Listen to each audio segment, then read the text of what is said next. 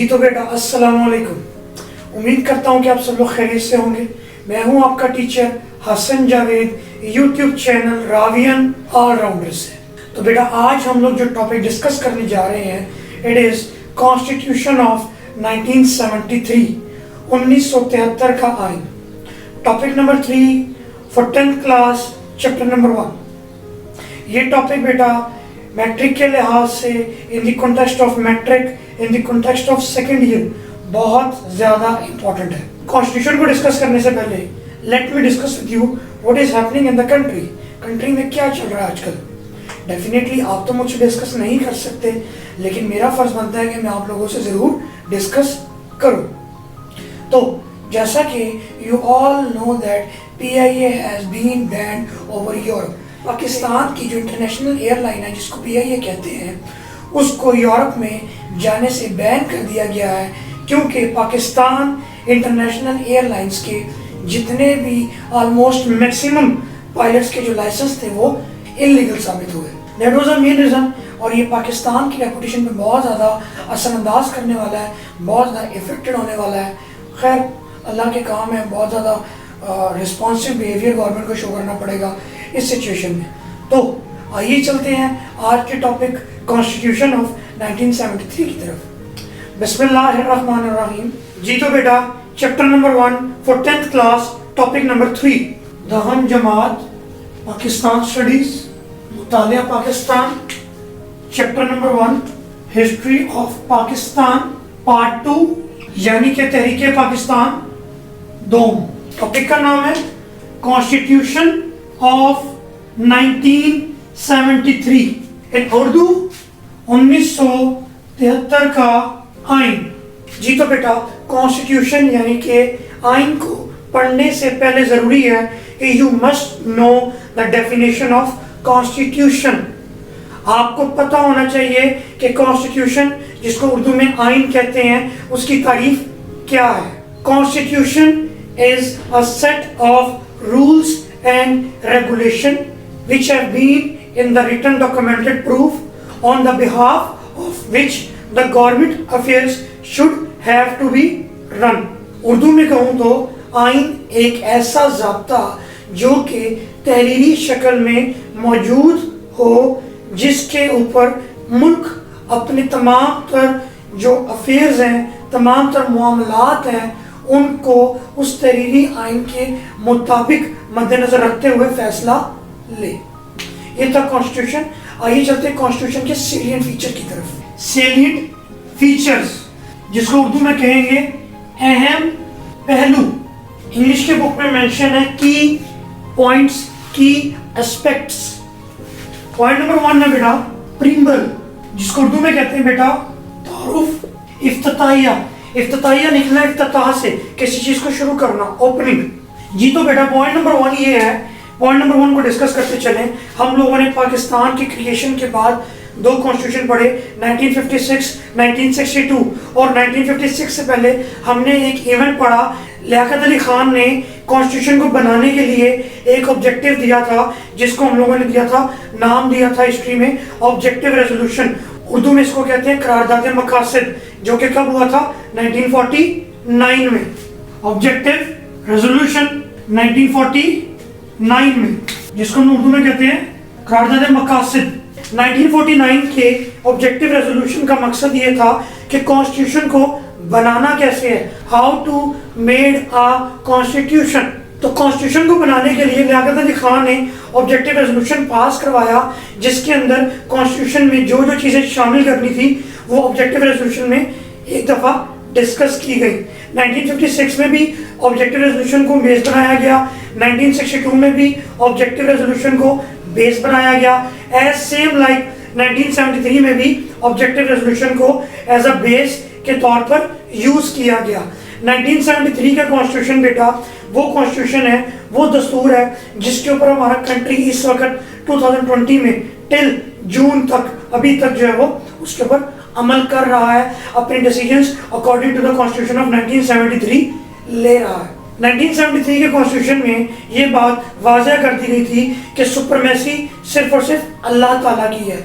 हाकमियत है वो अल्लाह ताला की है, अल्लाह ताला के सिवा किसी की भी हाकमियत नहीं है।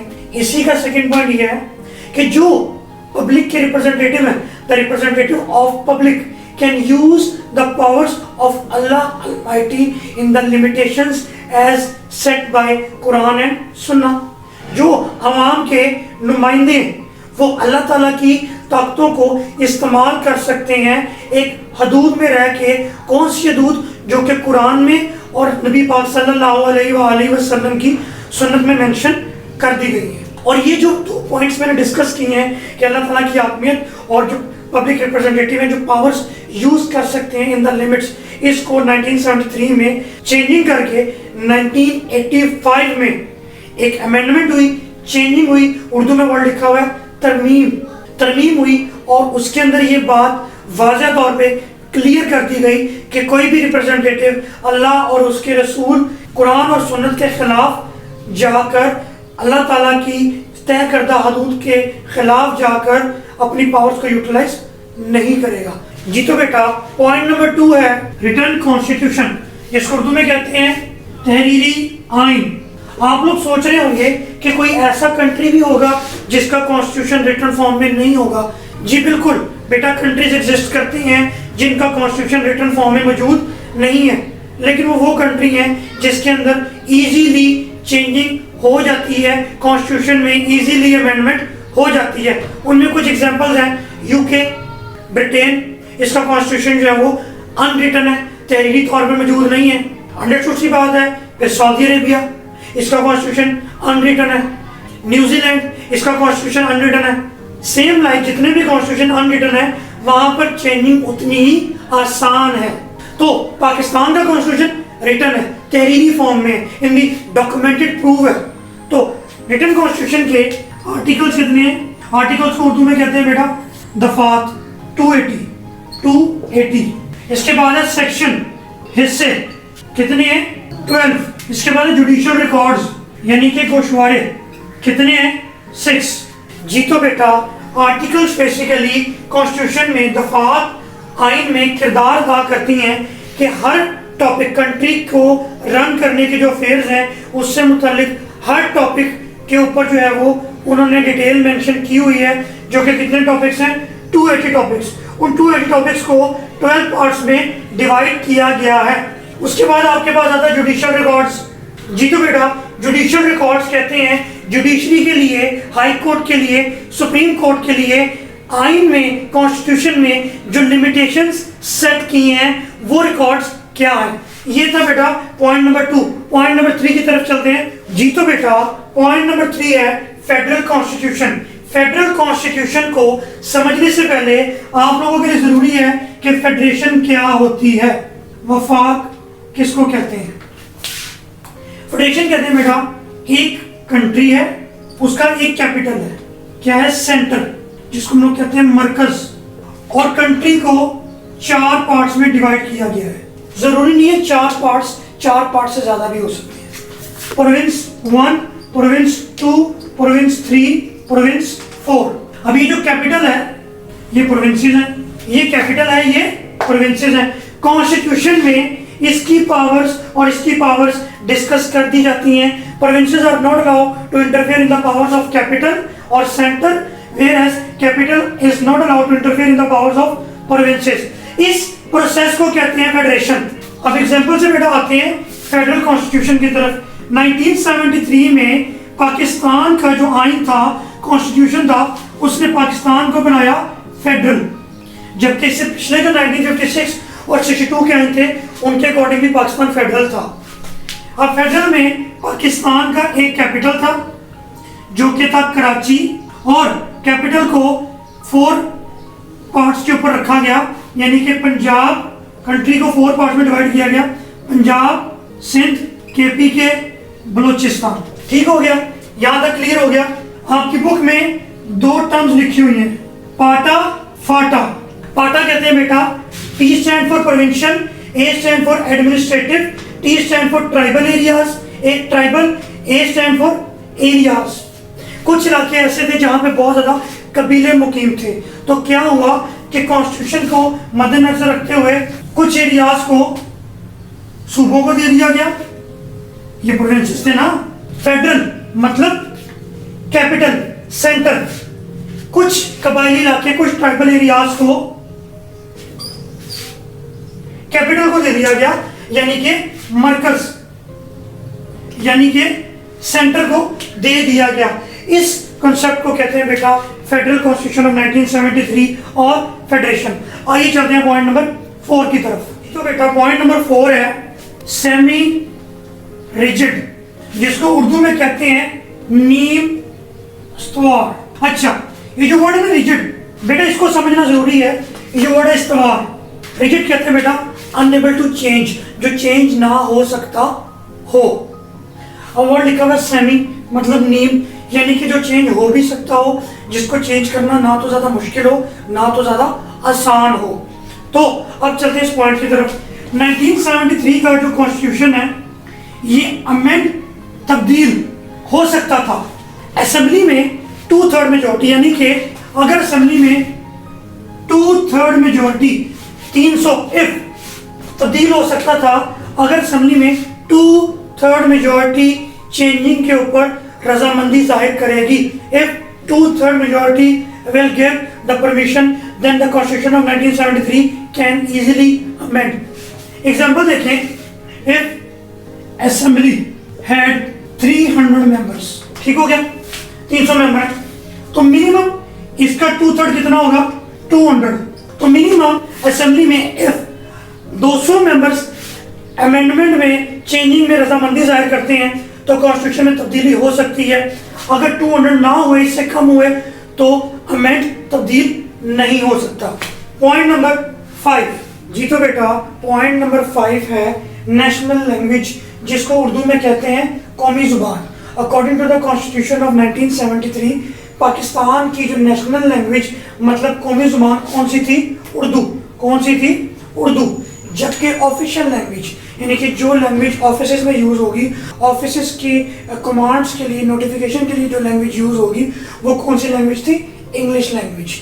नेशनल लैंग्वेज थी उर्दू और ऑफिशियल लैंग्वेज थी इंग्लिश। पॉइंट नंबर 6 पे चलते हैं। जी तो बेटा पॉइंट नंबर 6 है इस्लामिक कॉन्स्टिट्यूशन, जिसको उर्दू में कहते हैं इस्लामी आइन। According to the constitution of 1973 Pakistan का जो रिलीजन था वो कौन सा था? इस्लाम। कौन सा था? इस्लाम। और according to the constitution of 1973 the full name of Pakistan was Islamic republic of Pakistan, जिसको उर्दू में कहेंगे इस्लामी जमहूरिया Pakistan. According to the constitution of 1973 president यानी कि सदर का और प्राइम मिनिस्टर यानी वजीर आजम का मुसलमान होना जरूरी है। According to the constitution of 1973 country में ज़कात के सिस्टम को प्रमोट किया गया और सूद इंटरेस्ट को ख़त्म करने की कोशिश की गई, लेकिन ये हमारी नाकामी है कि हम अभी तक सूद जैसे निज़ाम को अपने पाकिस्तान मुल्क से ख़त्म करने में नाकाम हैं। उसके बाद औकाफ एक इदारा बनाया गया जो कि मदारिस, मस्जिद और तमाम तर मज़ारों के ऊपर काम करता था। इसकी एडमिनिस्ट्रेशन को गो थ्रू करता था, इसकी सुपरविजन करता था, इसके तमाम तर डिसीजंस कौन लेता था? औकाफ। ये था बेटा Islamic constitution according to 1973। Point number 7 की तरफ चलते हैं बेटा। जी तो बेटा पॉइंट नंबर 7 है इंडिपेंडेंस ऑफ जुडिशरी, जिसको हम कहते हैं आज़ाद अदलिया या अदलिया की आज़ादी। अदलिया मीन्स जुडिशरी। तो बेटा according to the constitution of 1973 judiciary was given independent right. Judges were paid salaries and other benefits as well as job security. Judges को job की security हासिल थी, उनको benefits दिए जाते थे। Judges were allowed to take the decision without any pressure, without any support, without any burden. जजेस को इजाज़त थी कि वो अपने डिसीजंस कैरी कर सकते थे, अपने फैसले ले सकते थे बगैर किसी प्रेशर के, बगैर किसी दबाव के। That is why according to the constitution of 1973 1973 के आइन के मुताबिक जुडिशरी को, अदलिया को आज़ाद रखा गया। जी तो बेटा पॉइंट नंबर 8 है पार्लियामेंट्री सिस्टम, जिसको उर्दू में कहते हैं पार्लिमानी निज़ाम। अकॉर्डिंग टू 1973 पाकिस्तान का निज़ाम कौन सा था? Parliamentary system. जितनी भी असेंबलीज थी वो 5 इयर्स के लिए इलेक्ट होती थी। ठीक हो गया। प्रेसिडेंट हेड ऑफ स्टेट यानी कि कंट्री का सरबराह, whereas prime minister head of the government यानी कि सरबराह है हुकूमत। ठीक हो गया। प्रेसिडेंट को कौन इलेक्ट करता था? प्रोविंशियल असेंबलीज, जिसको उर्दू में कहते हैं सूबाई assembly, plus parliament, whereas president को इलेक्ट करता था नेशनल असेंबली। अच्छा बेटा, इस टॉपिक में दो चीजें याद रखनी है। ये जो मैंने दो चीजें डिस्कस की हैं, president is the head of the state यानी कि सदर जो है वो सरबराह मुल्क होगा, प्राइम मिनिस्टर जो कि हेड ऑफ द गवर्नमेंट जो कि सरबराह हुकूमत होगा। मैं यहाँ पर मेंशन कर देता हूँ सदर, प्राइम मिनिस्टर मतलब। अच्छा, आगे चलते हैं पॉइंट नंबर 9 की तरफ। जी तो बेटा पॉइंट नंबर 9 है सुप्रीमेसी ऑफ कॉन्स्टिट्यूशन, आइन की बालादस्ती। बेटा बालादस्ती कहती है ताकत, उसकी पावर, उसकी सीनियरिटी। तो बेटा इसके अंदर ये था कि जो 1973 का जो आइन था उसको बहुत ज़्यादा पावर्स हासिल थी। No one would allow to amend the constitution without the consideration of parliament. किसी को भी पार्लियामेंट की मशवरे के बगैर कॉन्स्टिट्यूशन को के साथ छेड़छाड़ करने की, उसको चेंज करने की, उसको तोड़ने की इजाज़त नहीं थी। If any administration body will abrogate, तोड़ेगी कॉन्स्टिट्यूशन को, he will be charge, it will be charge, will be severe punishment. कोई भी एडमिनिस्ट्रेशन बॉडी अगर कॉन्स्टिट्यूशन के साथ तोड़ जोड़ करने की, चेंज करने की कोशिश करेगी बगैर किसी मशवरे के, तो उसको सख्त सजा दी जाएगी। Point number 10।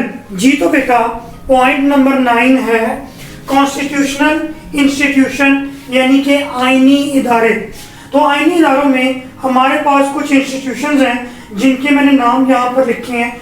Common interest institution, common interest commission basically काम करता है फेडरेशन यानी कि सेंटर और प्रोविंसेस के आपस में इश्यूज को रिजॉल्व करता है, डिस्प्यूट्स को रिजॉल्व करता है, कॉन्फ्लिक्ट्स को रिजॉल्व करता है। उसके बाद आता है common economic interest. Common economic interest commission बेटा ये जो इदारा है ये वजीर आज़म को ब्रीफिंग देता है कंट्री की इकोनॉमी के बारे में, कंट्री में वॉर के थ्रेट के बारे में, कंट्री को मुश्किलात इंटरनेशनल लेवल से पेश आती हैं, फॉरेन रिलेशंस की तरफ से जो थ्रेट्स उसको होते हैं, फॉरेन रिलेशन की तरफ से जो डिफ़िकल्टीज कंट्री फेस कर रहा होता है उसके बारे में वज़ीर आज़म को ब्रीफिंग दी जाती है।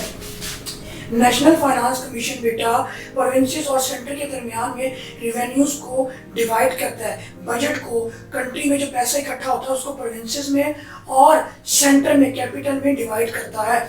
उसके बाद आपके पास आता है इलेक्शन कमीशन। इलेक्शन कमीशन का बेटा कंट्री में इलेक्शन कंडक्ट करवाना, जो रिप्रेजेंटेटिव इलेक्शंस में खड़े होना चाहते हैं उनके डॉक्यूमेंट्स को वेरीफाई करने का काम इलेक्शन कमीशन के पास होता है। कॉमन ओम्बुड्समैन बेटा कहते हैं ये एक फेडरल इंस्टीट्यूशन है।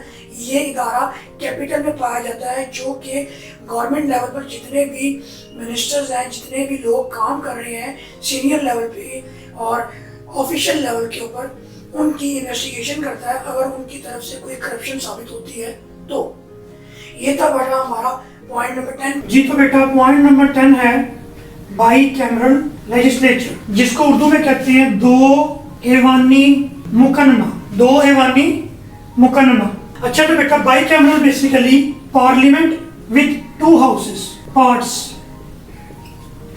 बाई कैमरल कहते हैं बेटा ऐसी पार्लियामेंट जिसके 2 पार्ट्स यानी कि 2 हाउसेस हों। By cameral parliament with 2 houses.